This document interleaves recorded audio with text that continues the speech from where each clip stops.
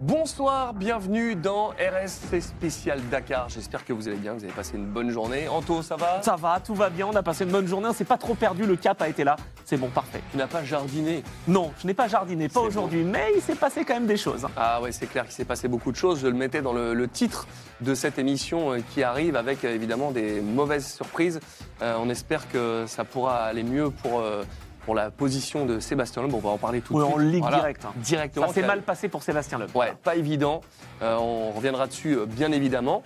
Je vous propose de passer tout de suite au sommaire de cette émission, savoir ce qui vous attend dans cette heure de débriefing de cette étape numéro 3 de ce Dakar 2025. Alors, il n'est pas au sommaire parce que c'est votre émission et c'est vous qui décidez du contenu. Donc, avant le classique, on aura une page camion. Voilà, vous l'avez demandé. Petite. Oui, mais elle sera là. Elle sera là. Vous l'avez demandé, elle est là. On va parler évidemment de nos ambassadeurs BF Goodrich, évidemment du classique, de l'ultimate avec évidemment ce qui s'est passé pour Sébastien Loeb, mais pas que. Il y a beaucoup de choses à vous dire et c'est passionnant comme d'habitude. Le SSV et on a enfin des images d'Olivier Pernaut et de Benjamin Rivière. Et ça y c'est est. très très cool. La moto qui ne sera pas oubliée et l'étape de demain. Voilà le programme de la journée, mais non, de la soirée. Eh oui. Mais mon cher Anthony, est-ce que tu nous parlais un petit peu de cette étape? On va Bien avoir sûr. la carte sous les yeux. Qu'est-ce qui nous a attendu aujourd'hui? Ayons la carte. Alors, c'était censé être une spéciale qui était roulante, une étape de transition, on l'a dit, alors un peu raccourcie parce qu'il y a eu des pluies et des orages même qui menaçaient et qui ont frappé Al-Enakia. 327 km seulement sur les 496 au programme initialement. Donc on a fait le reste en liaison. On est quand même allé rejoindre, évidemment, où on ira rejoindre Al-Enakia pour le départ. Mais ça a été une étape un petit peu plus courte que ce qui était prévu. Une étape un petit peu plus accessible, normalement en tout cas, pour laisser un peu respirer les pilotes et les copilotes. Parce que qu'est-ce qui arrive là? Je vois Alula Marathon, ça c'est demain. Encore? Et là, attention, parce que là, ça va être une spéciale de fou. Ça va être une spéciale sans assistance le soir. Donc bref, on va tout vous expliquer tout à l'heure. Là, en ce début de journée, dans l'étape 3, il y avait quand même une petite partie technique. Sur 10-15 km, il ne fallait pas se faire piéger. Il y avait quelques pierres, il y avait quelques sauts, quelques bosses. Donc potentiellement des risques. Et les risques, ils ont frappé à la fois les pilotes auto et des pilotes moto également. Ah ouais, c'est pas évident. Et quand tu dis qu'ils ont amputé 170 km, est-ce que ça veut dire que, parce que là on le voit bien que de toute façon ils doivent aller à Al-Enakia, c'est-à-dire que ces 170 bornes, elles sont supprimées de la spéciale et c'est de la liaison par la route tranquillement? Exactement, alors tranquillement, Non, oui. En tout cas en respectant les limitations, parce que certains, on vous voit, se sont fait pénaliser pour des excès de vitesse. Ah ouais? Donc, bah oui, encore. Sur la route? Chaque jour. Mais non, c'est globalement, on va dire qu'il y a des vitesses à respecter selon les tronçons. Et certains se sont fait piéger. Eh oui, forcément. Bon, Aïe. alors en tout cas, voilà, le parcours, vous l'avez découvert. On voulait vous parler des infos du jour parce que c'est pas dans le sommaire, mais on vous en a glissé quand même un petit peu parce que c'est bien de savoir un peu tout ce qui se passe. Et hier, t'en parlais de Grégory Lefort qui était en SSV. Tu m'as dit, ça tombe bien, je voudrais en parler. Bah voilà. On y est. L'audience est à toi. C'est notre émission, mesdames et messieurs, c'est votre émission. Grégory Lefort, c'est un ancien pilote moto 250 cm3 que Rémi Tissier connaît bien, évidemment. Aujourd'hui concessionnaire Ducat, KTM et Can-Am. Et donc, bah forcément, en étant concessionnaire Can-Am, il s'est engagé Chez en Honda. SSV. Non, il s'est engagé en SSV avec un Maverick R pour son premier Dakar.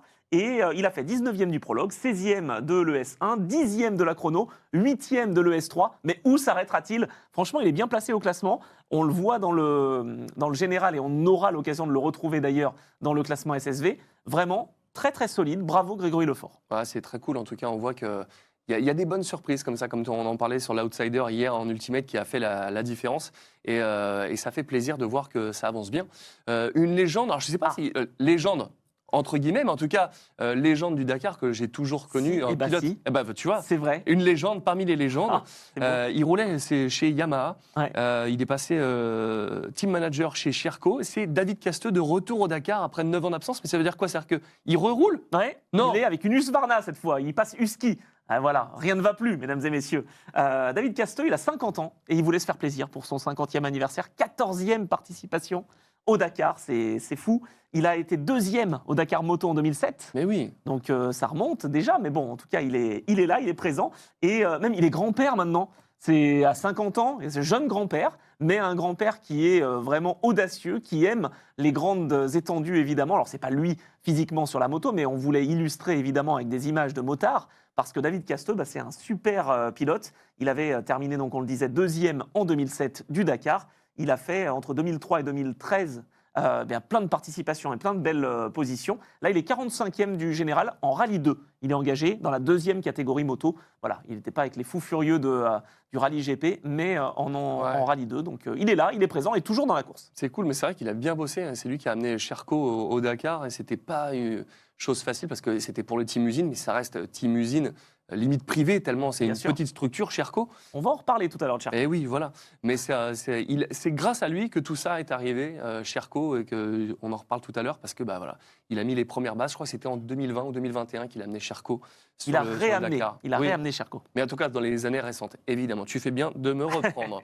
Le motard, il y a un motard qui est abandonné à bout de force. Oh, c'est dingue. Mais c'est complètement... j'allais te dire, ça arrive régulièrement. En quoi c'est différent? Pourquoi tu as voulu nous parler de ça? Là, je voulais te parler de ça parce qu'en fait, si tu veux, il y en a qui sont à bout de force en fin de spécial. Tu te dis, bon, ok, c'est la deuxième semaine, fin de spécial, après la marathon, t'es mort. Là, Michal Algunem, il a 43 ans, c'est un entrepreneur qui connaît un peu le rallye. Il a fait son premier Dakar en 2020. C'était le premier Saoudien à terminer d'ailleurs le Dakar, donc 47e. Il s'est engagé en Malmoto l'année suivante. Déjà, il faut être costaud. Il a terminé. Et là, il a rendu les armes après 25 km. Mort d'épuisement. Terminé. Après avoir fait Malmoto, il y a... C'est pour ça que je voulais en parler, parce que c'est quand même dingue. C'est-à-dire que peut-être qu'il a eu aussi des soucis professionnellement, j'allais dire, où il était très occupé. Mais là, au bout de la troisième spéciale, ça prouve à quel point le Dakar, qui a été concocté par David Castera, est très difficile. On a commencé par les difficultés les plus extrêmes. C'est vrai que d'avoir démarré après une journée un marathon comme ça aussi intense, qui a bouleversé les classements, on va en parler juste après avec Carlos Sainz, clairement, ça n'a pas été facile et pour tous les concurrents, ça a été très difficile à encaisser. Et je pense que c'est vrai que c'est comme quand tu démarres par un effort trop intense dès le départ, t'es pas chaud. Ah bah là, t'es pas chaud et après, t'es très froid là.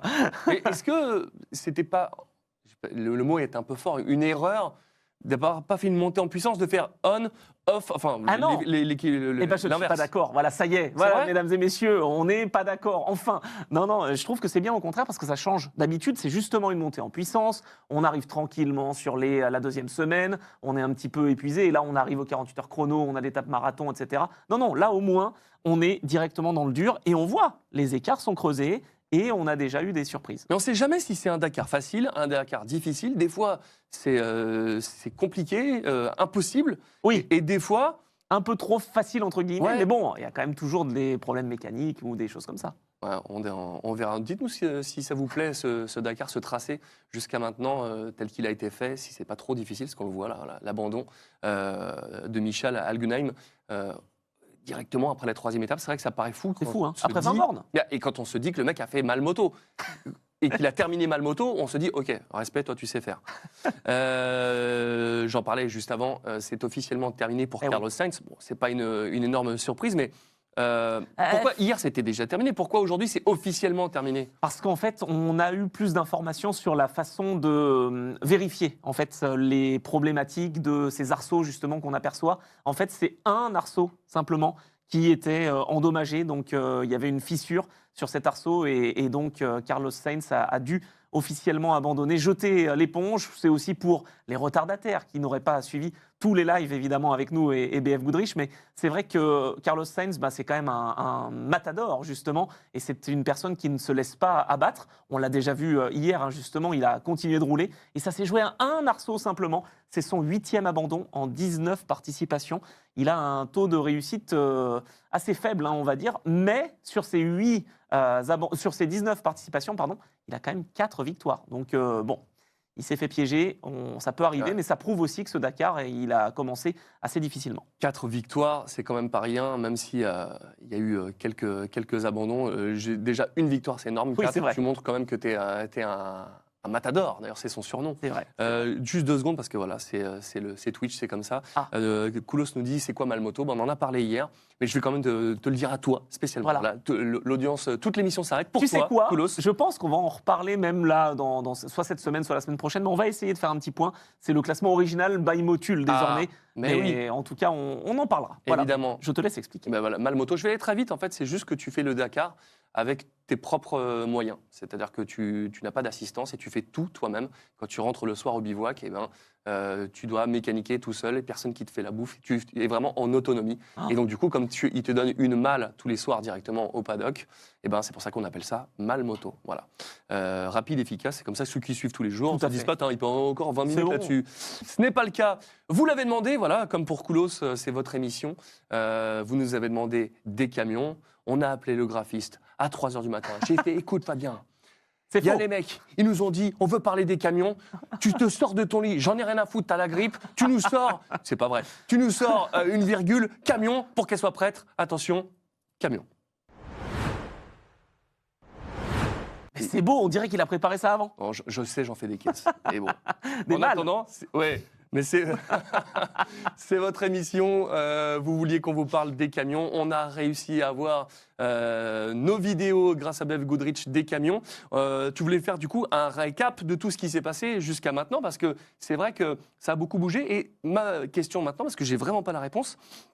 Ils avaient été mis de côté. Non, ils avaient été mis de côté les camions. Je crois que c'était des Kamaz parce qu'ils étaient russes. Est-ce qu'ils sont toujours ils n'ont plus le droit de rouler ces camions? Non, alors il y a certains camions qui sont, on va dire, un petit peu en chômage technique parce que c'est pas qu'ils n'ont plus le droit de rouler, mais comme ils sont généralement engagés par des Russes, c'est sûr que c'est un peu plus compliqué pour eux. Mais ces camions, en tout cas, on en retrouve de nombreux.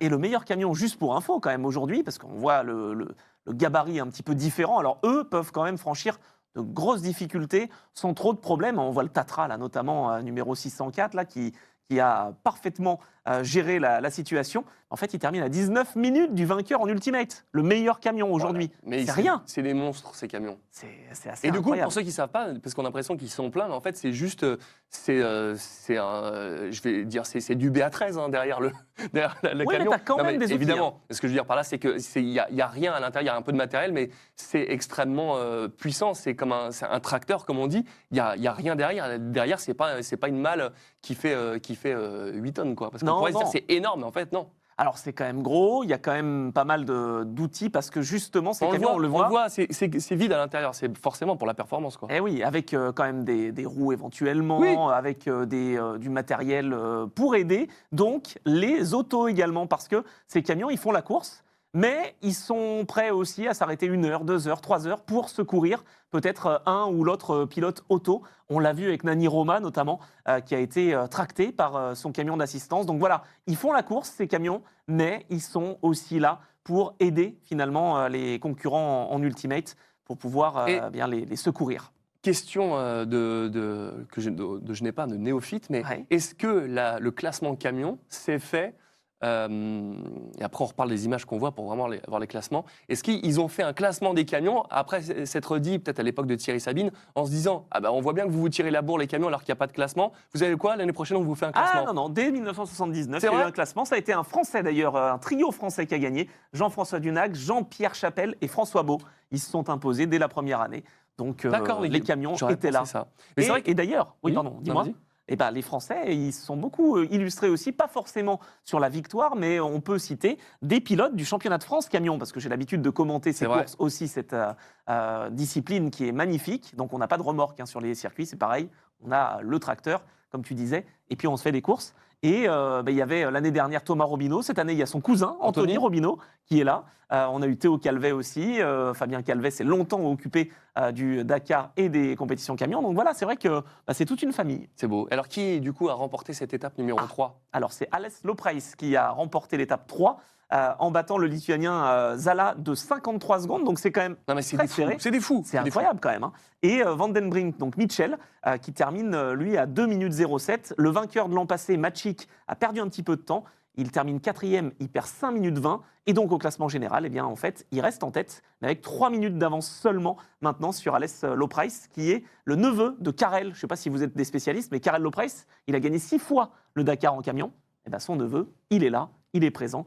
Et donc le Tchèque est pour l'instant placé aux avant-postes, vainqueur donc de cette spéciale pour rien du tout face à Zala. Et on le voit, ils sont 3 dans les camions. Parce qu'il y a quoi? Il y a le Tu te rends pilote. compte le nombre de légendes qu'il y a là? Mais oui, mais ce sont des légendes, ces pilotes camions. Il y a un pilote, il y a un copilote, navigateur, et il y a un mécanicien. C'est pour ça qu'ils sont 3. Alors justement, voilà, moi j'allais te poser la question. C'est cool parce que j'allais l'oublier. Je fais je voulais lui poser la question et en fait non. On l'a dit. D'ailleurs, Fabien nous en parle sur le chat. Ce sont des camions d'assistance. Tu l'as dit, il y a pilote, copilote, mais mécanicien. Mais est-ce que ces mécaniciens, qui sont les 3 dans l'habitacle, il est derrière comme un triangle. Le mécanicien, il est derrière. Est-ce qu'il est mécanicien pour le camion? Ou est-ce qu'il est mécanicien pour l'assistance? Pour les deux. Tant qu'ils ont cette capacité-là, ils sont là. Moi, je voulais revenir, je suis désolé, je piège la réalisation. Regardez en ligne 9, je viens de le découvrir parce que je savais qu'il était sur le Dakar, mais je ne savais pas où il était engagé. Ça rappelle rien à personne, Danilo Petrucci. Et oui, c'est le motard. Le pilote moto. Bien sûr, qui a fait le Dakar à moto et qui a été vraiment extrêmement courageux jusqu'au bout. Il s'est blessé récemment, il est revenu, il a fait son retour en compétition. Là, il n'est pas en mesure de faire le Dakar à moto, mais il est en camion, il est là. Et donc, je ne pense pas que ce soit le mécanicien de l'équipe. Ouais. Mais voilà, il est navigateur et pour l'instant, ça se passe pas mal, puisque voilà, 9e de cette spéciale, donc numéro 3. Et du coup, est-ce que tu sais, parce que voilà, si c'est un classement, ils sont là pour la gagne, on l'a dit, ils sont quand même camions d'assistance, à quel moment ils savent comment ils doivent charger la benne qu'on a vue, qui est pas vide, mais quand même pas pleine, il n'y a pas des cantines d'outils Facom à l'intérieur, et du coup remplir à bord. Comment ils savent jusqu'où ils peuvent remplir de l'assistance, avoir des pièces qui a beaucoup plus au bivouac et savoir ce qu'ils doivent emmener? Ça doit être très compliqué quand même. En fait, c'est assez simple, entre guillemets, de le comprendre. C'est-à-dire que les camions d'assistance, Ford Raptor, Dacia, Toyota, eux, généralement, ils ne jouent pas la gagne. Ce n'est pas les équipes Overdrive qui vont jouer la gagne en camion. Par contre, ils sont chargés à bloc, ces camions-là. Donc, pas trop pour la performance, mais plus pour être sûr d'avoir la bonne pièce au bon moment. Donc, Jean-Marc Fortin et s'assure que les camions d'assistance sont chargés à bloc. Pour Alès Lopreis, on va dire qu'il est assistant d'une voiture qui est loin. Bon, il n'y a pas trop d'assistance possible. Tu vois, quand tu finis à 47 secondes de ton prédécesseur et que tu arrives à seulement 14 minutes, donc 19 minutes, tu te dis qu'ils n'ont pas beaucoup lâché, ils n'ont pas beaucoup assisté les adversaires. Donc, c'est pour ça que les leaders, finalement, dans la catégorie camion, ils sont là pour aider au cas où, mais ils ont peu de pénalités, contrairement à des camions d'assistance plus officiels, j'allais dire, qui, eux, sont engagés vraiment pour aider la cause de l'équipe en ultimate. Et on nous demande s'ils partent avant ou après les voitures. Après, tout après. Donc c'est pour ça. C'est pour ça. Deuxième rideau, c'est-à-dire qu'en fait la première chose, c'est l'assistance. Bon, on part devant. Ah non, je reviens pas. C'est bon.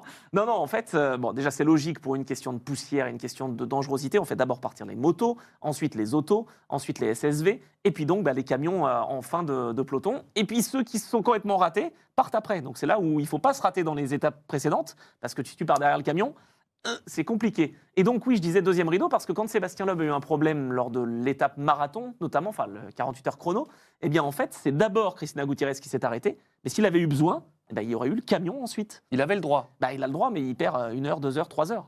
Oui, d'accord. Il vaut mieux éviter d'avoir le camion. Parce que si on a un camion, c'est pas interdiction. Non, surtout pas. C'est autorisé. D'accord, ok. Voilà, merci pour ça. J'espère que vous avez kiffé cette J'aime bien les camions. Ouais, c'est clair. Mais je sais que tu t'adores ça. On va parler maintenant de nos ambassadeurs BF Goodrich. Et on va commencer tout de suite avec Sébastien Loeb, je le disais sur le titre. Les mauvaises surprises, parce que malheureusement, ça ne s'est pas très bien passé pour lui. Il essaye de revenir sur son retard. Et malheureusement, il a été victime. On en parlera après, mais il a fait un tonneau, des tonneaux, je ne sais pas comment on dit. Il a fait deux tonneaux. Deux tonneaux. Ouais, 2 tonneaux. Mais il est reparti. Le problème, il n'était pas loin. Je veux dire, au classement, c'était encore possible. Et il attaque, comme tout le monde, évidemment. Je te coupe, ça, c'était les images du marathon, donc c'est pas du tout les images de... C'était hier, c'est ça. Tout à fait, parce que là, le Dacia est en très bon état, le 219. Voilà, je préfère le dire. Voilà, il est en moins bon état après les tonneaux qu'il a connus aujourd'hui. Mais bon, il est encore roulant. On attend l'inspection de la FIA, qui va peut-être arriver incessamment sous peu, donc... espérons qu'il y ait une bonne nouvelle, évidemment, à ce niveau-là. Si vous avez l'info, n'hésitez pas à le dire, d'ailleurs, sur le chat, parce que nous, pour l'instant, on n'a pas eu la confirmation que le Dacia était parfaitement en état de marche. Ce qu'il faut dire, c'est ce que tu précisais hier, en fait, Donald. Quand on est sur des étendues comme ça, sur les premiers kilomètres, en fait, c'est au kilomètre 12 qu'il est parti en tonneau. C'est incroyable. C'est vraiment sur les premiers kilomètres où il y avait des difficultés. En fait, le sol était un tout petit peu plus meuble. Et puis, l'auto lançait si vite. Alors, on s'imagine bien, hein, il y a une toute petite bosse. La voiture a perdu le contrôle. Enfin, le pilote a perdu le contrôle de la voiture. Et au moment où il y a eu un rebond, avec, en fait, les amortisseurs se sont tassés et hop, ça a remonté. Et là, il est parti en travers. Et là, il a pas pu. Il pouvait rien faire. Il s'en sort bien parce qu'il retourne sur ses roues, contrairement à Carlos Sainz qui, lui, s'est retrouvé sur le toit. Pas évident, en tout cas, ça doit être très frustrant pour lui, savoir que les pannes électroniques, plus aujourd'hui, ça laisse pas forcément augurer une victoire au final. Ça va être compliqué, à moins qu'il se passe des choses devant. Mais ça, on en parlera tout à l'heure. On va vous expliquer. Voilà. Exactement. Xavier de Soultray, nous continuons avec lui, avec son SSV. Et c'est cool parce que il t'a envoyé personnellement une vidéo. Ça c'est beau, tu as une exclue, c'est même pas sur ses réseaux. Non, rien. Ah non, moi je suis directement à la source. C'est beau. Xavier est adorable. Alors, il t'a envoyé quoi? De la liaison. Il est en liaison. Et il est en liaison avec Martin et il est très content de pouvoir donc nous proposer ces vidéos-là. Moi, je suis heureux aussi de pouvoir vous montrer un petit peu les coulisses de ces liaisons parce que voilà, on doit respecter une vitesse limite. Alors, les SSV sont limités de toute façon. Donc là, il s'est fait passer par un ultimate à ce moment-là. Vous voyez tous les éléments à bord, donc les tablettes et puis le reste évidemment de cette belle catégorie SSV. Il est confiant et on vous expliquera pourquoi, mais en tout cas, ça se passe bien, ça roule bien pour Xavier. Ouais, c'est cool en tout cas. Ça se passe très très bien. On va maintenant, parce qu'on reviendra sur le SSV tout à l'heure, là c'est pour faire un petit sommaire de nos ambassadeurs BF Goodrich. Bien sûr. Et là, quelque chose, ça se passe très très bien pour Christian Lavieille. Il nous a fait, non, il nous a pas fait. On a retrouvé la story sur ses réseaux et il est bien remonté. Il est tellement bien remonté qu'il est P1 en catégorie d'Euromotrice. Aujourd'hui, sa petite story. Oui, mais quand même, profitons de cette bonne nouvelle. J'ai fait une de plus, une sans problème. On partait 56e. Derrière les camions, SSV, on a bouffé de la poussière au début, que de la pierre volcanique sur 100 bornes. Et après, du roulant, on a réussi à dépasser. Valentin a fait une super nappe. C'était un peu compliqué, on va dire, la fin, parce que les 20 derniers kilomètres, on ne pouvait plus se rapprocher. Il y avait trop de fèches derrière les derniers T3. Mais bon, on sort, je crois, 23 de la spéciale pour l'instant. Donc, on doit être 17e ou 18e voiture. On va voir ce qui va se passer derrière. Mais je ne pense pas qu'il y a eu grand monde beaucoup plus vite que nous derrière. Valentin, t'es content de toi? Ouais, content de la journée. Même si c'est pas une très grosse journée en termes de kilomètres. On n'a pas fait d'erreur et on est enfin à notre place. On fait une étape, on va dire, complète, sans problème. Ni mécanique, ni de navigation. Vous avez vu le pompier, son brushing, il part en live. Allez, on rentre vite. On a 350 plans de liaison. Il faut préparer la voiture parce que demain, étape marathon et il y a du queue-tout encore. On n'a pas fait encore la moitié. Ciao, ciao. Bonne chance, Christian. Et c'est marrant parce qu'il vanne sur sa coiffure. Et j'allais dire, il est coiffé comme Guile dans Street Fighter 2. Ceux qui auront la ref diront ah ouais, de ouf. Christian, il peut faire le malin, mais ça va. Mais en tout cas, P4 au général, c'est bien remonté. Non, P4 au général dans le classement catégorie de roue motrice. Oui. Oui, mais quand même. Non, mais je suis d'accord. Il est 37 au général. 24, pardon. Au scratch. 24 au scratch. Donc ça, c'est quand même très, très bien. On rappelle qu'il a 2 roues motrices simplement et non pas 4. Donc ça se passe idéalement.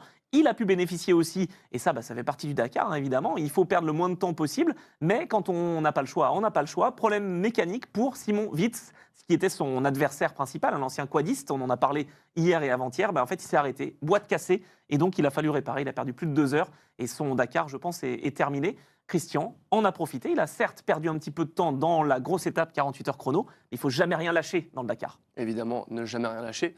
Et celui qui ne lâche pas, c'est Valentin Simonet. On va parler tout de suite de classique. Alors, le classique, Valentin, d'ailleurs, si vous n'avez pas encore jeté un coup d'œil, pour l'instant, il y a 3 vidéos sur le YouTube de Valentin. Très sympa, très cool à regarder. Et en longueur, c'est pas une story, c'est vraiment des belles vidéos. 25 minutes, il vous présente le paddock, sa voiture, le team. Enfin, vraiment, c'est passionnant. Je vous invite vraiment à regarder ça. Ça se passe sur son YouTube. C'est bien monté. Franchement, c'est d'arriver à faire ça alors que tu es en pleine course, parce que franchement, moi quand j'ai une émission, un truc comme ça, tu me parles d'autre chose, mais je t'écoute même pas. Et lui, d'arriver à tourner, de faire ce qu'il faut, et en même temps de gérer sa course, chapeau. Alors oui, c'est le classique, mais quand même, il est en course et c'est beau. Si je ne dis pas de bêtises, Valentin, il est remonté 27e. Et Ouais, ça, c'est cool. Aux alentours de la 27e Voilà. place, 27 ou 28e. Il était 40 hier, quand même, Voilà. c'est beau. C'est quand même beaucoup mieux, c'est clair. Et c'est vrai que, en fait, ils sont là aussi pour offrir aux internautes, j'allais dire, et aux spectateurs, aux viewers, pas mal d'inside. Mais il faut quand même rester concentré. Hein. On les voit là dans la voiture, très très solide là aussi. Et elle est en bon état plutôt, cette Toyota Land Cruiser alors. Bah ouais. Pas si mal. Ils n'ont Avec pas ça. trouvé un éléphant bleu Non. là-bas, mais Ah non, il y en a rarement. Du coup, la voiture est sale. c'est ça.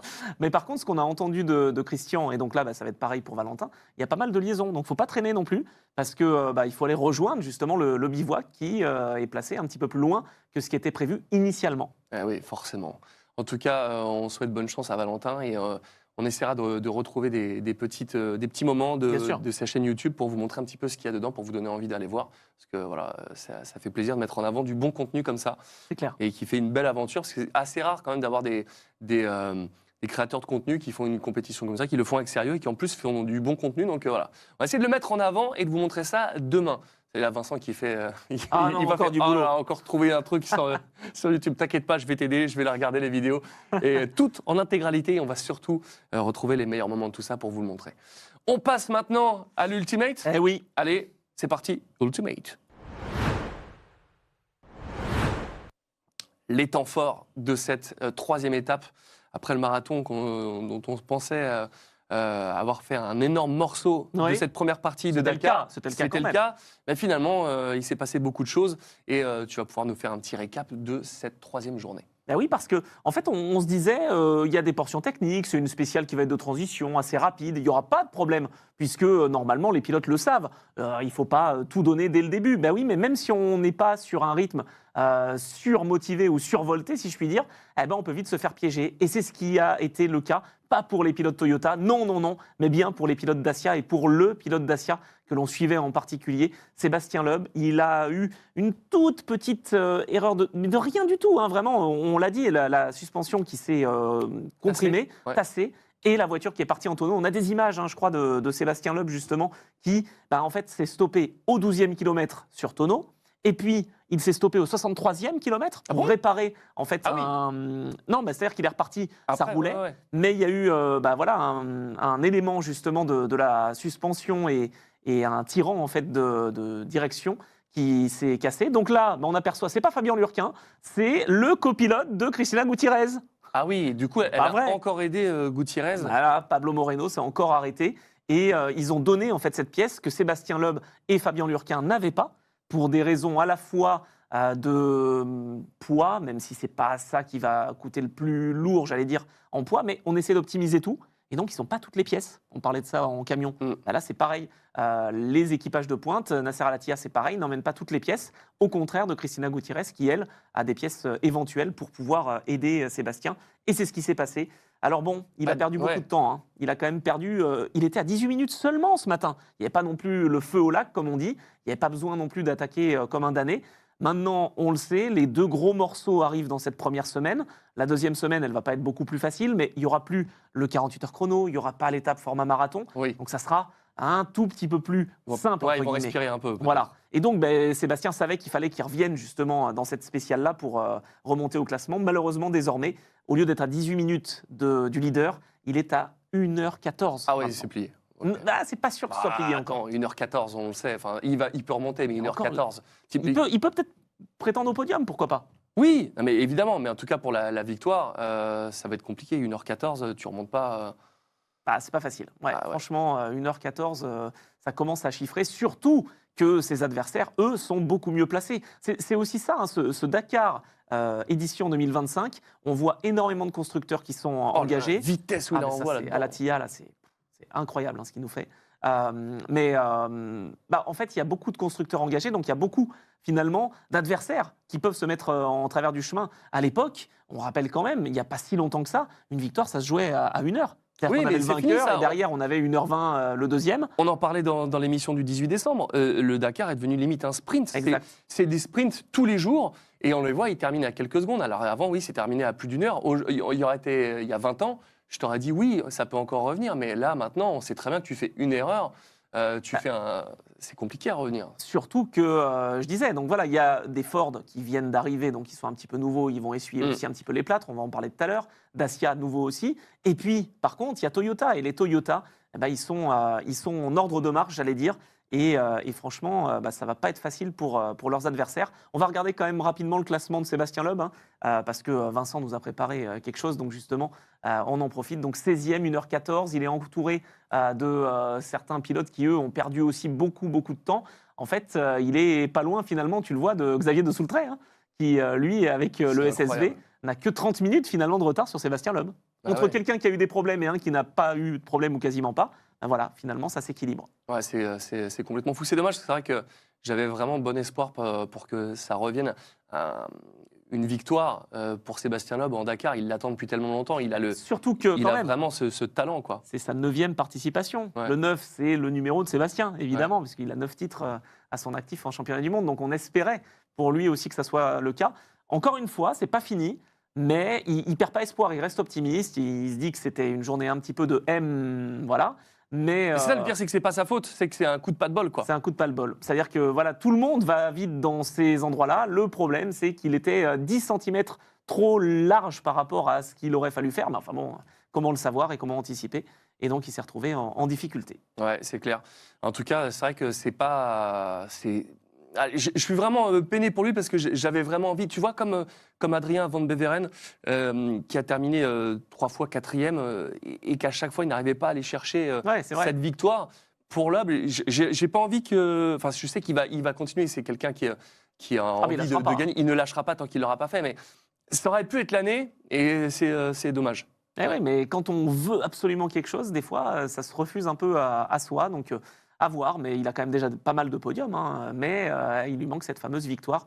Ça ne sera peut-être pas pour cette année. Ouais, c'est clair. En tout cas, on essaiera de vous avoir les images demain de l'accident des tonneaux parce qu'on va pouvoir les récupérer. On vous les montrera, bien évidemment, à ce moment-là. Mais bon, en tout Pour cas, décrypter. Seb, tu ne nous vois pas, mais on est avec toi. Ne lâche rien. Et voilà, comme tu le disais, en tout cas, peut-être que le podium pour aller encore chercher. Et ce serait incroyable s'il arrivait à faire ça. Ah bah oui, et puis ça récompenserait les efforts de Gutiérrez. Gutiérrez et de Pablo Moreno. Bah oui. Bah oui, non mais c'est vrai. Mais c'est vrai que Gutiérrez, là, du coup, Ah bah elle a elle clairement est mis sa hors- course elle est entre hors parenthèses. course. Quoi. Ouais, C'est, hors course. Bah, elle a été pénalisée Oui. pour avoir court-circuité, entre guillemets, la spéciale longue et être ramenée à l'assistance parce qu'elle a donné, on imagine en tout cas, une pièce à Sébastien Loeb. Là encore, aujourd'hui, une biellette de direction pour aider Sébastien et Ouais. pour lui sauver finalement le Dakar. Ouais, c'est clair. Akoulos nous dit, vous voulez pas montrer les images du crash de Loeb? Non, c'est qu'en fait, elles sont arrivées trop tard, last minute. On n'a pas pu les mettre dans la machine pour Voilà, les diffuser on n'a là, pas mais mouliné. on les aura demain, bien évidemment, et ça nous permettra de voir si justement Seb a réussi à remonter la pente. Et on verra ça demain, bien évidemment, ensemble.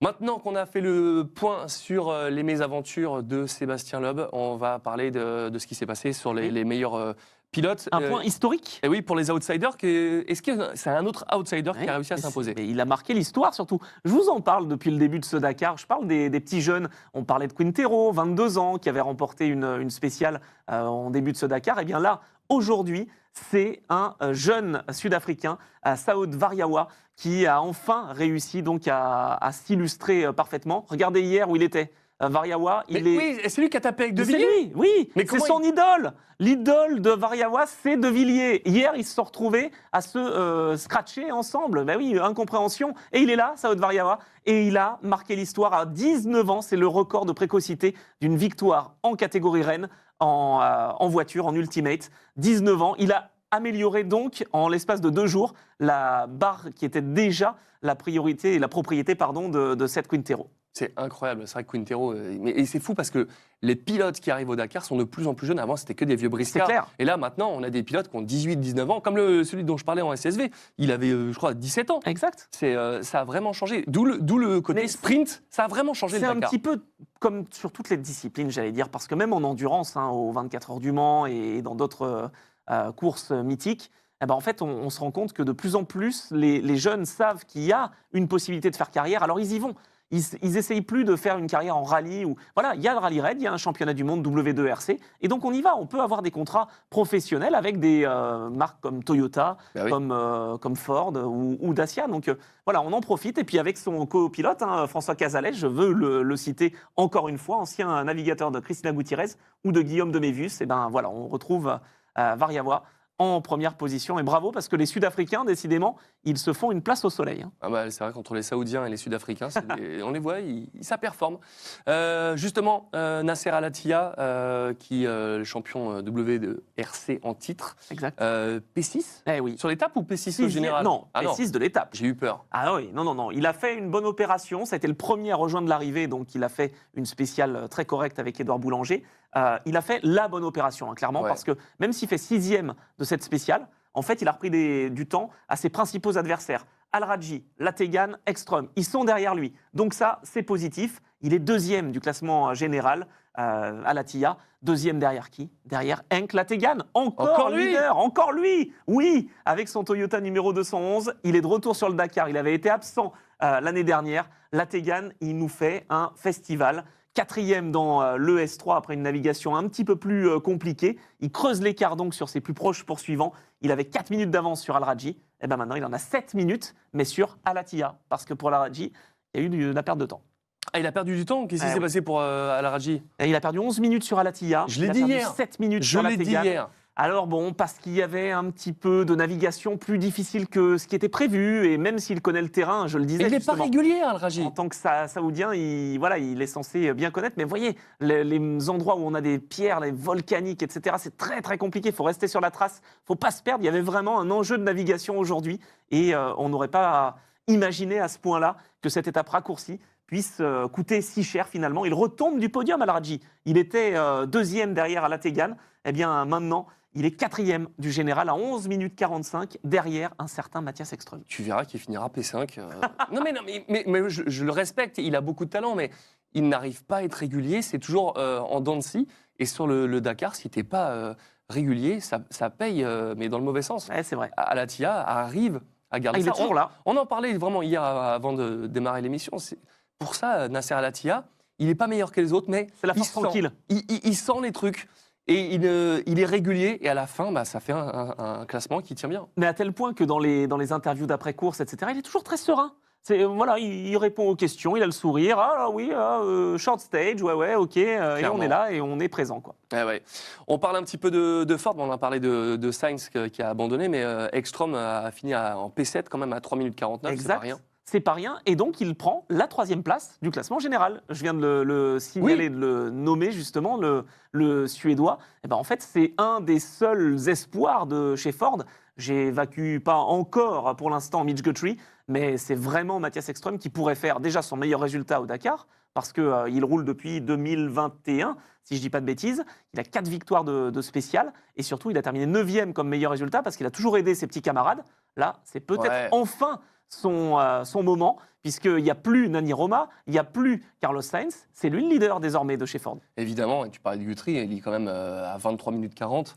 Ouais. C'est beaucoup plus loin. C'est vrai que là, C'est un par peu rapport plus à loin. Ekstrom, lui, est beaucoup plus avancé pour faire un très bon résultat au final. Regardez ce sourire sur Ouais. le visage de Mathias Ekström. Bah oui, forcément, 9 minutes 34, 3e du général. Il est qu'à 2 minutes de Nasser. Hein.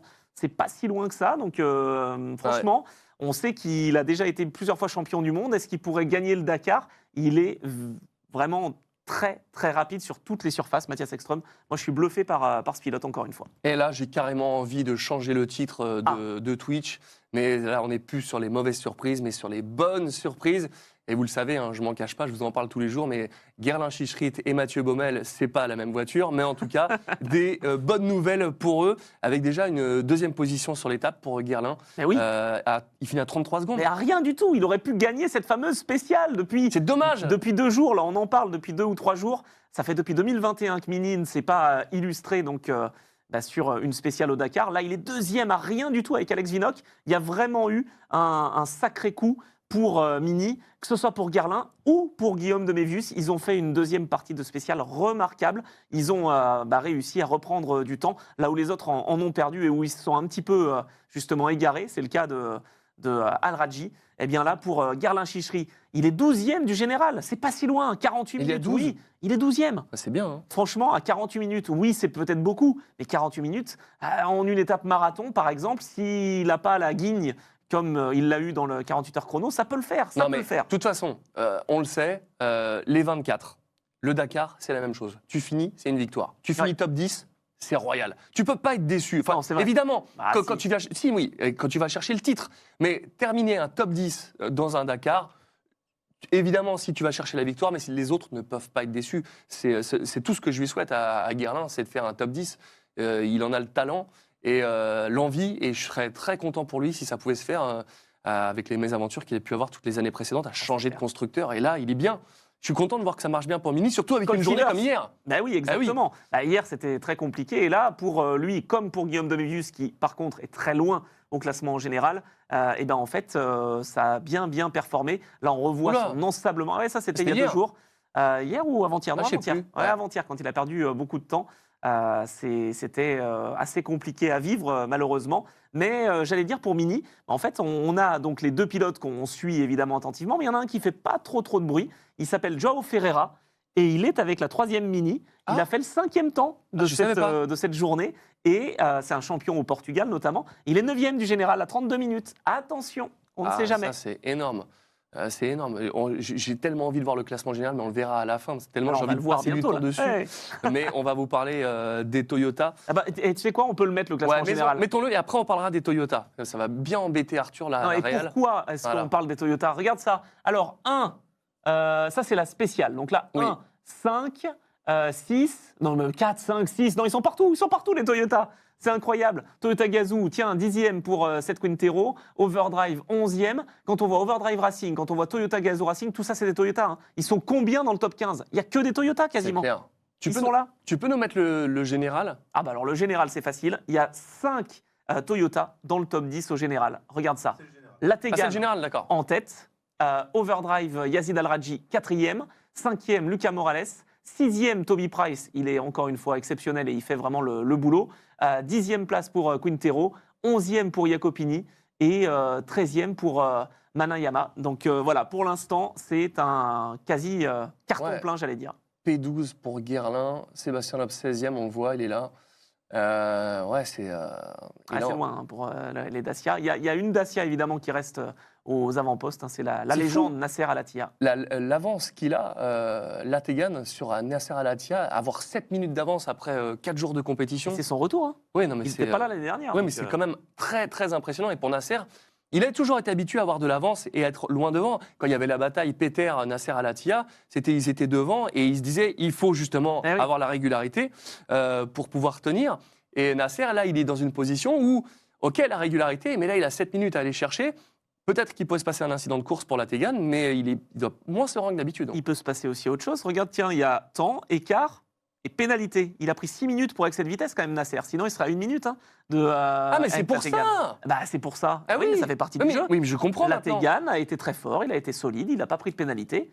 C'est parfait. Mais je Bravo à comprends lui. maintenant pourquoi il y a 7 minutes. Je me dis, mais oui, tu allé chercher 7 minutes d'écart à Nasser. Le mec, il roule, il met la vitesse explosive. Il est rapide, mais, C'est ça. mais Nasser a pris 6 minutes Bon. de pénalité. On en a bien parlé, mais voilà, je pouvais pas résister à voir le classement général. Mais oui, mais Et, bien sûr. Et c'est ça que tu vois, je reprochais tout le temps à la télé, c'est que le classement général, tu n'as jamais le temps de l'étudier. Là, on a pris le temps, Voilà. ça fait plaisir. Et on a même 2 pages. Mais oui, et on le passera tout à l'heure quand on aura fini de parler des Toyota, parce que Quintero, là, il a fait P3. Hein. Oui, exactement. Il a fait 3e de cette spéciale. Il a donc la 10e position au classement général à 35 minutes. Hein. Il a perdu beaucoup de temps dans la 48 heures chrono. Dommage parce qu'il était bien parti. Et on sait que c'est un des phénomènes hein, pour les années suivantes. Il faudra vraiment le surveiller de près. Autant Variava que Quintero. Hein. Il est né en 2002, Quintero. Regardez-le. Il est tout jeune. incroyable. Et pourtant, il fait bonne figure hein, face à ses petits camarades. On va l'attendre dans le classement marathon, l'étape format marathon, dès demain. Donc, ça va être assez intéressant. Il va falloir se préparer à avoir finalement 2 étapes en une, quoi, on va dire. Ouais, ça va être passionnant tout ça. Et pour terminer, Mathieu Serradori, Oui. 7e du général à 21 Cocorico. minutes 15. Non, mais 7e du général et meilleur représentant français. Ah Et voilà. Il est premier français, je ne oui. savais pas. Eh oui, et il est. Je réserve des petites surprises. Voilà. Ah, c'est beau, mais ça fait plaisir ça. 7e du général à 21 minutes, donc pas si mal pour ce Century CR7.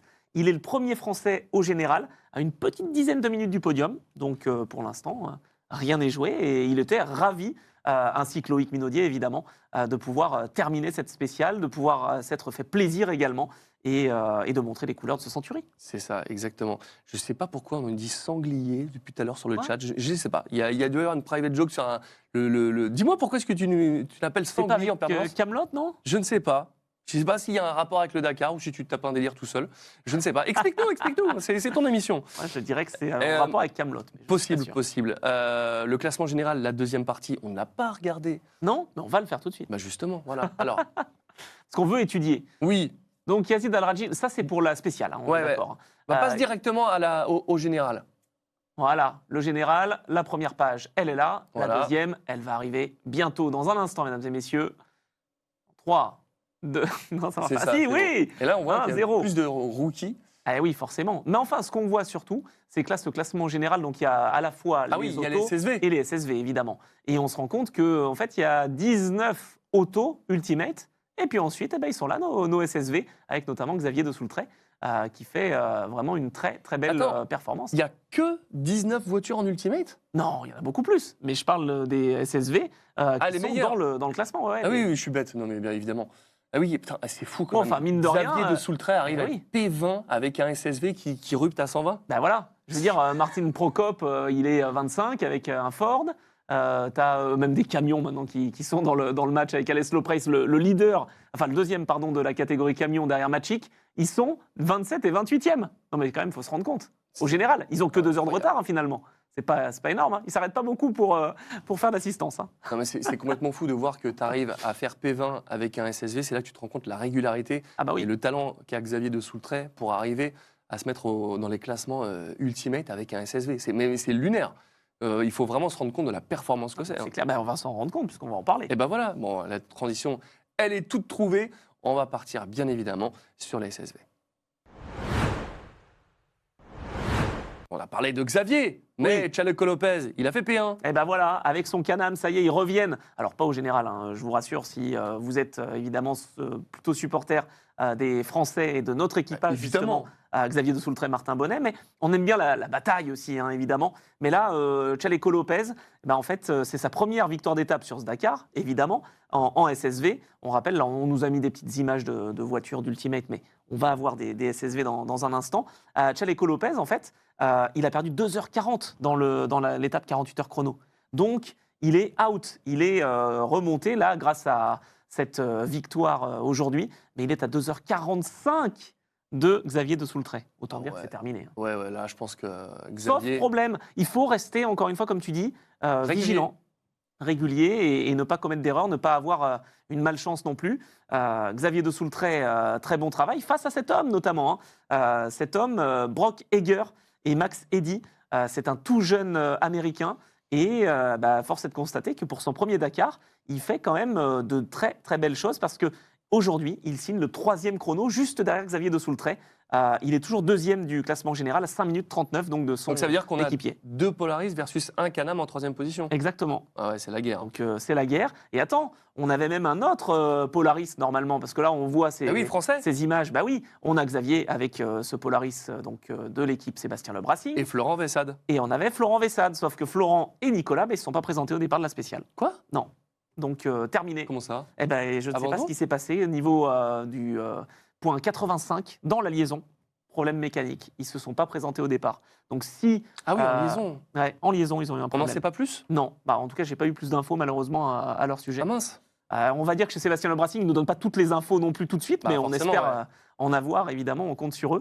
Mais ouais, dommage quoi, pour Florent, parce que ça pouvait limite faire le triplé Polaris, Bah évidemment. sachant que ce sont un peu les seuls face à l'armée Can-Am hein, qui viennent avec des nouveaux SSV. Donc là, pour l'instant, c'est solide pour les Français, justement. Ah, justement, tu n'en as pas parlé, Alexandre Pinto qui, qui est 3e au général, Oui. justement, qui a pris cette place-là. Alors, il l'avait déjà hier, Oui, mais bon, mais il résiste. Quoi. Voilà, on va dire. Florent était en bagarre avec eux, quoi. On est d'accord, on est d'accord. Alexandre Pinto, donc 4e de la spéciale à 13 minutes, 3e du général toujours. González Ferrioli, lui, est très loin, il est 8e du général. C'était franchement, avec justement Chaleco Lopez, les deux qui pouvaient se battre face aux deux Polaris de tête. Il est loin, 8e à 2h58, en ayant perdu lui aussi plus de 2h40 dans la 48 heures chrono. Très difficile. Et puis Grégory Lefort, 9e au général, on en a parlé tout à l'heure. Donc top 10 pour un pilote moto, c'est super sympa. Ouais, c'est clair. Et alors, du coup, on parlait de ces pilotes. Oui, À chaque fois, on n'avait pas d'image, mais là, on parle de Olivier Pernaut, oui, le fils de Jean-Pierre Pernaut. Hein, si vous vous posez les questions, c'est bien son fils. Il y a exact. un team de compétition qui s'appelle Ores Racing. J'ai roulé pour eux en Fun Cup. C'est vraiment Exact. un vrai team de compétition avec des vrais passionnés. Ils font dans tous les sens. Et là, il faisait aussi de l'Andros avec Benjamin Rivière. On n'a pas Exact. présenté d'où ils se connaissaient avec Benjamin. Et là, on a pu Ils aiment la avoir glisse. des images. C'est Olivier qui pilote et Benjamin qui Là, pilote. non, Mais là, là, ils ont fait c'est- l'inverse, ouais. mais ça doit être la liaison, là. Oui, tout à fait. Oh la gueule, comment ils s'en prennent plein la tête au niveau de oh, les pauvres. Ah non mais ça doit être un nid à poussière, ça doit être tellement difficile. C'est fini le Dakar, heureusement. Ah merde, non, ça commence. Ah, j'adore. Ah, mais et ça doit être tellement difficile en C'est SSV. fou, hein. Mais surtout qu'en plus, on l'a dit, hein, dans la deuxième spéciale, ils ont été pris au piège, il y a eu un petit problème, donc du coup, ils ont bouffé de la poussière énormément, et puis ensuite, ils ont terminé de nuit. Donc là, les secondes, les minutes même défilent, et donc on arrive très très loin. Donc c'est compliqué, parce qu'en plus, comme je le disais, ils partent derrière les camions, donc ça va de mal en pis, j'allais dire. Eux, ce qu'ils veulent, c'est terminer, ça sera déjà une victoire, comme tu l'as dit. Mais évidemment, mais en tout cas, c'est vrai que je pense qu'ils prennent un pied tous les deux, leur premier Dakar. C'est super de les voir comme ça là. Mais ce qui est bien, c'est que Olivier est quand même cool, parce qu'il laisse Benjamin rouler, alors même si c'est sur la liaison, mais au moins, ils peuvent s'échanger un peu le volant, quoi. Je pense que ça lui faire partie du deal de base en disant Oui. ouais bon je Bon. roule quand même un peu. Bah Parce oui. que Mais on ça peut doit plus- pas être évident. Hein. On peut plus maintenant échanger Non. les baquets, parce qu'avant ça se faisait. Hein. Je sais que sur le chat on disait voilà, mais attendez, mais sur les règlements, mais vous avez dit qu'on pouvait échanger. Oui, à l'époque on pouvait, ça se faisait, mesdames et messieurs. C'est ça. On pouvait échanger d'une étape à l'autre et finalement là ça se fait plus. Et on a la réponse avant de passer au classement SSV. Alors le sanglier, c'est le cri de ralliement en Belgique quand une voiture arrive ou se met dans le au tas. Et c'est aussi pour les passages où ça roule un peu fort, très rapide et spectaculaire sur les spéciales alors de ça, WRC. j'ai pas assez d'expérience en bord de route, T'es malheureusement. pas allé te mettre à l'extérieur. Ben non, je commente. À l'extérieur d'un virage où tu peux risquer ta vie. Non, où le hein, mec ça qui je fais passe pas, à c'est zone 160. rouge. Non, ça c'est zone rouge. Ah ouais. Non, on se met à l'intérieur quand il y a un virage où les voitures peuvent aller très loin. Voilà, on prend du plaisir aussi. Mais je ne savais pas qu'on disait sanglier, donc merci pour ces réponses. Voilà. Je le dirai pendant mes commentaires, parce que moi je suis dans une cabine, malheureusement, je ne suis pas en bord de route. Évidemment. Bon, le classement SSV, à quoi il ressemble aujourd'hui C'est l'étape. Ça c'est l'étape. C'est C'est ce que j'allais dire. Chaleco Lopez qui a réussi à reprendre des bonnes minutes quand même à Xavier de Soultret, alors surtout pour se replacer dans le top 10. Brockegger toujours là aussi. Pinto, Alvarez Castellano, Jérôme de Sadler, un Suisse très sympa, un pilote suisse qui a roulé également comme son frère d'ailleurs Hugo en endurance et que j'avais connu sur les pistes de l'Européenne Le Mans Series notamment. Ben voilà, il est sur tous les terrains et il est 6e donc pour l'instant de cette spéciale, Jérôme de Sadler. Le général. Oui, mon général, Le général pour voir Xavier de Soultret. ça nous plaît, ça. ça fait plaisir. Hein, ça fait une plaisir. légende qui en plus est première, c'est pas mal. Devant deux rookies, c'est quand même fou. Les gars, ils sont deux rookies et ils sont P2, P3. Faut aussi pas oublier que c'est une porte d'entrée, parce que tu vois, on Oui, parlait du quand classique. Le SSV, que ce soit T3 ou T4, c'est vraiment la porte d'entrée aussi pour des pilotes qui voudraient découvrir. Hunter Miller, par exemple, en fait partie. Il est en 14e position au général. Il est avec Andrew Short, une légende d'ailleurs. Tiens, ça fera peut-être l'objet d'une info du jour, mais je voudrais vous parler d'Andrew Short aux côtés de Hunter Miller. Donc voilà, ça fait aussi plaisir de voir des rookies prendre de C'est l'expérience. ça. Et on voit que en P9, on a Grégory Lefort. Et en P16, ça s'écrit un peu petit sur notre retour. Mais c'est Benoît Lefêtre qui est. Le Piètre, ouais. Le Piètre, oui. J'ai pas besoin de lunettes, mais le retour voilà, est assez bon. loin. Hein. C'est assez compliqué. On va suivre aussi, évidemment, ce qui sort, cet équipage 427. Il est temps de passer à la moto pour conclure cette émission. C'est vrai qu'avoir passé des camions, du coup, ça rallonge l'émission. Mais est-ce que ça ne ferait pas plaisir? Ça fait plaisir, les motos. Et attends, c'est vrai qu'ils en parlaient hier dans le chat. Il en est où, Jackie X? Mais il était là sur Ouais, tout à fait. au bivouac, mais il reroule. Non, il ne roule pas. D'accord. Il est ambassadeur de Genesis. Ah oui, voilà. Et donc, Voilà. il était auprès des motards et Ok. il leur a témoigner toute sa sympathie, toute son admiration. Vraiment, c'est un monsieur, hein, Jackie X, c'est Oui, monsieur oui. Le Mans, qui a été détrôné par Tom Christensen entre-temps au Mans, mais en tout cas, il est là, C'est ça. il est Mais vraiment génial. Ça fait 2 jours que je le vois passer sur le chat, il fallait que je te pose la question. Ah, mais il est encore là, hein. Oui, il est Jackie, là, mais en tout il cas, adore de toute façon le désert. Il était évidemment heureux quand c'était en Afrique.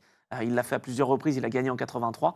Jackie X, c'est un monsieur. c'est le monsieur. Et en parlant de monsieur, on parlait de David Casteux tout à l'heure, là, si je me dis pas de bêtises, c'est le Cherko. Mais oui, Cherko, alors voilà, Sanders a été battu, Donald. Ah, bah oui, il fallait bien que ça change. Et il fallait que ça change. Lorenzo Santolino, voilà pourquoi je voulais reparler de Cherko. Il doit être content, évidemment, David Casteux, parce que eh bien, lui qui est de retour sur cette épreuve, il avait ouvert le bal pour Cherko. C'est lui, en 2010, qui avait remporté la première spéciale pour Cherko. Et c'était à l'époque eh bien, à Cordoba. Donc voilà, pour boucler, on va dire, une première boucle, parce que c'est loin d'être fini, évidemment. Et Cherko est bien mise à l'honneur. 6e victoire d'étape, donc pour Cherko. Ça fait depuis Michael Medj qu'on n'avait pas eu de victoire de spéciale et d'étape. La joie pour Marc Tessier, j'imagine, hein, évidemment, Ah oui. créateur de Cherko. Premier succès donc pour Cherko en Arabie Saoudite. Et c'est ça, et par contre, c'est Bradley Cox qui est passé à côté de sa victoire, Ah mais, là là. d'un rien. Alors, sa d'un première rien. victoire. Eh ouais. Alors Bradley Cox, il a une belle histoire parce qu'en plus d'avoir le numéro 12, si vous étiez avec Non. nous, vous le savez, Dose. Dose. Non, Dose. Non, mais À chaque fois, tu fais Dose, on n'est Ah pas ouais, au Portugal. Dose. Ben non, mais on est 12. pas, voilà, c'est le numéro, quoi. Bon, et c'était le numéro de Xavier de Soultray. Il a pu en hériter. Bradley Cox, il a une vraie histoire aussi avec le Dakar, parce que son papa, c'était Alfie Cox, enfin ça l'est toujours d'ailleurs. Alfie et Cox, un vainqueur de 8 étapes moto entre 98 et 2005. Eh bien, en fait, Bradley Cox, il était sur le point de l'avoir, cette victoire de spécial, c'était d'un rien. Et puis, finalement, eh bien, à quelques secondes près, il s'est fait battre et ensuite, il a eu une pénalité pour excès de vitesse. Donc là, ça a ratiboisé tous ses espoirs. Ah, dommage. Hein. Aïe. Il en était 6 pas minutes loin. de pénalité, il passe de 2e à 14e de la Ah oui, ça spéciale. fait loin. Oh, mais c'est C'est loin, monstrueux, les pénalités, comme quoi c'est vraiment un sprint de bout en bout, même pour les motos. Et justement, est-ce que du coup, c'est pas les favoris qui en iraient profiter Eh oui. de cette contre-performance de Sanders? Exactement, parce que Sanders, jusque-là, c'était lui le favori. Il Ouais. avait enchaîné toutes les victoires de spécial, donc c'était un festival, mais il fallait bien que ça s'arrête. Les bonnes choses ont une fin. Et Ricky Brabec a repris donc du temps, lui avec Honda, face au pilote KTM qu'on voyait un petit peu en difficulté aussi. Bon, globalement, tous les pilotes étaient un peu en difficulté dans les dunes. Et aujourd'hui, il y a eu un vrai travail de navigation. Et on n'aurait pas imaginé ça parce qu'on pensait que la spéciale serait vraiment roulante, hormis les premiers kilomètres avec pas mal de pierres. Eh bien, Ricky Brabec a rattrapé le coup après avoir perdu beaucoup de temps hier. Et il est le tenant du titre, on le rappelle. Il est 4e au général, il revient à 4 minutes. Il était à 15 minutes 04 hier. Mais c'est en tout cas, Comme quoi, hein. à regarder toutes ces images, c'est très proche de ce qu'on pouvait retrouver dans le Paris-Dakar originel, Exact. avec de la piste, des pierriers, des dunes. C'est ce que David Castera a voulu, hein. Eh ben oui, mais c'est là, c'est bien foutu parce que c'est vrai que j'aimais pas l'Amérique du Sud. Mais il y avait quand même des étapes incroyables. C'est pour ceux qui regardent tous les ans, le Salar d'Uyuni, je m'en rappellerai toute ma vie. La grande dune d'Iquique, j'en parlais avec Robbie Gordon, Ouais, oh avec là. son Hummer. Comment Qui était- ça, quoi? J'utilise un système pas mais légal. qui était taqué dans les Ben dunes. oui. On voyait l'arrivée en bas. Je sais que j'en avais déjà parlé, mais c'est des souvenirs incroyables. Mais à part ces 2 souvenirs-là, le reste, bon, c'était des spéciales de rallye. On serait cru en rallye d'Argentine, c'est du WRC. Là, c'est vrai qu'on retrouve un petit peu Tout à fait. le Dakar. Ouais. Il manque le départ au Paris-Dakar, ça on peut Oui. plus le faire. Mais on retrouve quand même le rallye qu'on aimait tous. Et ça, c'est quand même bien. On le voit sur ces spéciales, ça reste très proche et c'est très bien. Ouais, je suis d'accord, complètement. Du coup, Brabec et House, ça donne quoi? Alors, Oz, 3e de la spéciale, il est 2e du général, il revient à 1 minute 57 seulement.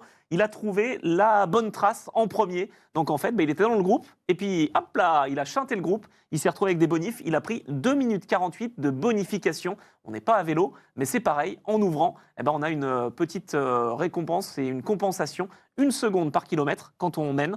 C'est ce qu'il a fait. Ah oui. Et 2 minutes 48 de reprise. Donc il est pas loin, 2e. Tout est à jouer encore à moto. 1,57 de retard seulement sur Daniel Sanders qui a perdu 14 minutes aujourd'hui. Il s'est perdu. Il y a eu des Il était problèmes. tout seul parce que souvent il roule en meute. quoi. Ouais, mais là, il n'a pas trouvé la bonne trace, la bonne roue. Et donc 22e seulement de cette étape. Il a été un petit peu ennuyé par les portions empierrées en début. Et puis ensuite, il a perdu les traces. Il n'était pas dans le groupe, donc il n'avait pas les bonifications. Il n'avait pas le bon rythme. Et ça va loin. Donc ça peut vite tourner, on le voit. Bon, et Adrien Van Beveren. Ah, alors, Adrien, il fait partie de ces Honda dans le top 8, 5 Honda dans le top 8. On a les Toyota en c'est énorme, voiture et on a les Honda à moto. Il fait le 11e chrono. Alors, c'était une étape galère encore pour Adrien. Il s'est il s'est fait piéger. Il était un peu dans la poussière, il était gaz et puis il est passé par-dessus le guidon. Il ne s'est pas blessé, heureusement, mais ça l'a un peu groggy quand même. Et quand il a repris le guidon de la moto, en fait, il a parti dans le mauvais sens. Non. Ah bah ouais, donc oui, il s'est retrouvé face à Branch, il s'est dit « Oula, c'est pas là que je dois être ». Donc il a suivi Ross Branch et puis à un moment donné, il l'a dépassé parce qu'il est meilleur en navigation, donc ils sont roulés tous les deux. Mais bon, beaucoup de temps de perdu. Il s'en sort quand même bien parce qu'il y avait un petit problème de frein, il y avait des problèmes sur sa moto. Donc il arrive quand même à terminer à la 11e place, il sauve les meubles, il est 8e du général et il reprend surtout 8 minutes à son adversaire, donc à l'adversaire de tout le monde, Sanders. Donc finalement, d'une étape qui aurait pu être catastrophique et qui aurait pu se terminer sur un abandon, il reprend 8 minutes à son adversaire. Bon, écoutez, c'est clair. Croise les doigts. Précis. Du coup, Ross Branch, il est P3 au général à 2 Ouais, minutes lui, 5 au lieu de 12 minutes 40. Et voilà, tu disais. c'est ça. Donc 2 minutes 05 par rapport à 12 minutes, c'est quand même pas mal. On se rend compte qu'en 2 minutes, on a 3 pilotes, on a 3 constructeurs encore, KTM, Honda, Hero. On n'a plus que 2 motos Hero et pourtant, grâce à Ross Branch notamment, elles sont là. On n'en a pas trop parlé, mais Hero, c'est quoi? C'est la marque chinoise, là? Exact, pas chinoise, indienne. Oui, d'accord. Ah, oui, La marque chinoise, c'est Kove. Oui, c'est ça. Et on en parlera demain. Mais on est d'accord que c'est pas de l'électrique. Ah non, pas du tout. Ah ouais. Non, c'est une marque de moto classique, j'allais dire traditionnelle, mais plus récente que Honda, que Sherco, Yamaha D'accord. ok. ou autre. Voilà. Bon, très bien. En tout cas, c'est vrai que là, ça bouge beaucoup. On espère qu'Adrien, ça se passera un petit peu mieux. Oui. On n'a pas parlé des abandons. Non, c'est vrai, il y en a quelques-uns. La liste qui augmente, évidemment. Je voulais parler que des abandons moto. Balochi, qui a ouvert hier, et on en parlait, malheureusement, a abandonné aujourd'hui sur sa Fontique. Donc, ça fait déjà 6 motards qui sont passés à la trappe. Je ne parle même pas des pilotes auto et des pilotes SSV. Mais 6 motards déjà out. Et il n'y en avait pas énormément sur la liste des engagés. Donc, ça va être compliqué encore ce Dakar. Effectivement. On regarde le classement moto avant de conclure cette émission et puis de vous parler de l'étape de demain.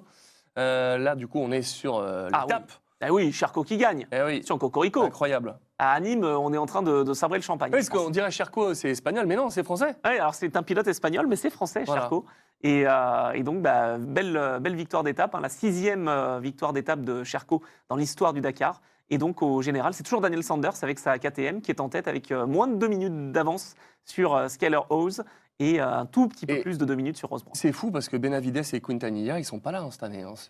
Alors, ils sont pas là. Ils sont là, mais ils sont pas là. Oui, mais quand même, j'allais dire, ok, on n'en a pas beaucoup parlé. Là, ils sont à 15,42 et 16,34 et ça donne quoi au général? C'est le général. C'est le général, oui. Ah oui, ils sont. Ouais, ça peut encore le faire. Attends, ils sont quand même devant Adrien Van Beveren, ils sont quand même devant Cornero. Ils sont pas si mal placés que ça. Alors oui, pour la victoire, ça sera peut-être difficile, mais on n'en a pas parlé parce qu'ils n'ont pas eu de problème. Et Michael Dougherty, il est toujours, là. P13 avec sa clavicule. Non mais c'est incroyable. Il est P13, improbable. il est 2e du classement de Rallye 2. C'est incroyable. Et c'est Edgar Canet qui est en classement numéro 1. C'est-à-dire que là, Canet, il est P11 au scratch, alors qu'il est en Rallye 2. Il est rookie, il débute. Il est rookie, ouais. Le gars, il est là juste là pour voir ce qui se passe. Il est Red Bull KTM Factory. Bon, ok, tu te dis que c'est un espoir. J'adore quand les mecs ils viennent pour apprendre et qu'ils se retrouvent top 10 direct. Et je n'ai pas retrouvé ce pilote Yamaha qui avait performé et il lui avait fait une place de fou. On va essayer de chercher quand même. Ouais, mais j'ai cherché pourtant. Et c'était pas Romain Dumontier, on en a parlé. Ah voilà, parce que c'est ça, moi je pensais à Romain. Non, c'est pas lui. Bon, on va le trouver, Je ne l'ai pas trouvé, j'ai cherché toute la nuit, c'est pour ça que j'ai des cernes. Mais quel mytho celui-là. J'ai quand même cherché, mais j'ai pas trouvé. Ouais, c'est ça, on le sait très bien que tu as joué à Fortnite toute la nuit. Bon, l'étape numéro 4 demain. Oui, gros morceau. Re-marathon. Ah là là. Bah oui, alors cette fois-ci, c'est pas 48 heures chrono, c'est marathon. C'est-à-dire qu'en fait, il y a une aide possible entre concurrents au moment où on va arrêter, parce qu'il y a un endroit précis où on va s'arrêter justement avant de rejoindre Alula.